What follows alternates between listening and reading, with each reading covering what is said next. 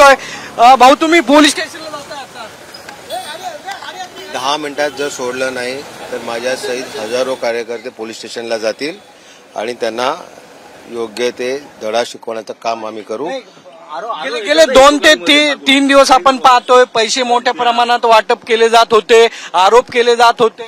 प्रचंड पैसे वाटप करतायत, पोलीस यंत्रणेवर दबाव आणून आमच्या कार्यकर्त्यांना अटक केली जाते, आमच्या कार्यकर्त्यांना 149 ची नोटीस दिली जाते, आमच्या कार्यकर्त्यांवरती दबाव टाकला जातो, आमच्या कार्यकर्त्यांवरती त्यांना धमकी दिली जाते।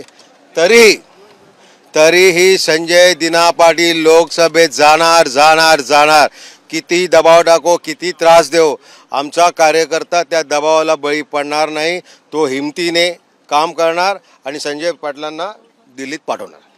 ईशान्य मुंबईमध्ये हेच वातावरण सगळं पाहायला मिळतंय, अनेक ठिकाणी दबाव आणला जातोय मतदारांवरती। ईशान्य मुंबईमध्ये संजय दिना पाटील हे फार लिडिंगनी जिंकणार आहेत आणि त्यामुळे त्यांचं सगळ्यांचं प्रेस्टीज आहे। हे प्रेस्टीज आहे म्हणूनच नरेंद्र मोदींना रोड शो करावा लागला, राज ठाकरेंना ईशान्य फिरावं लागलं, नारायण राणेला फिरावं लागलं, आमच्या पोलीस यंत्रणा पण त्याच्या मागे लावलेली आहे।